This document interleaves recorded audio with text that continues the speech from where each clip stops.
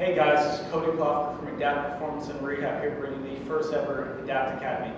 In this week's episode, I want to talk about a few coaching cues that I think can actually harm athletes in the squat, even though they're well-meaning. I want to talk about one of the exercises that I like to use to teach athletes to fix their squat. So you'll hear a lot of strength coaches use the cues of either arch, chest up, knees out, spread the ground, and sit back, or don't let the knees pass their toes. And while I'd argue these are well-meaning cues, I think they can actually rob an athlete of their athletic potential, make them worse movers, and possibly jack them up in the process. So instead of those cues, I'm going to show you how I like to coach a squat using one of my favorite exercises for doing so, the reaching plate squat. So I'm going to hold this just 10-pound weight out in front of me. It's going to serve as a counterbalance.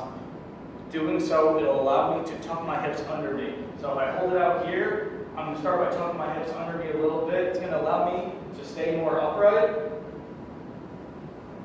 when I squat. In addition, I'm not going to try to drive my hips back as far as I can while keeping my knees behind my toes. I actually want my knees to go as far forward as I can. I'm not worried about them going over my toes. So as long as I can still feel my heels on the ground and I'm still going to push my hips back, I'm actually going to drive my knees as far forward as I can, like this.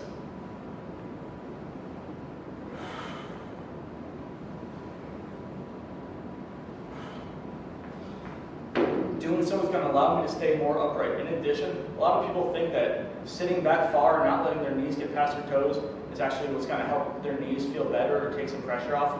But I'd argue that's putting more stress on them and actually allow them to squat. If you keep your pelvis neutral or keep it tucked under you and don't extend your back while driving the knees forward, is actually going to allow someone to squat with good hamstring activation. And I'm going to argue that's what's going to help take the pressure off the knees instead of sitting back. So there's some of the cues that we often see go wrong in squat. That's an exercise that we really like to help fix them, and that's also how we coach it. I'm not going to put this in somebody's program, but I might put this in the warm-up section or the movement prep section just to allow an athlete to kind of get a few reps in before they squat, relearning the squat in a really user-friendly way. So guys, thanks for joining us. That's the first ever edition of Adapt Academy. We hope you like it, and we'll see you next week.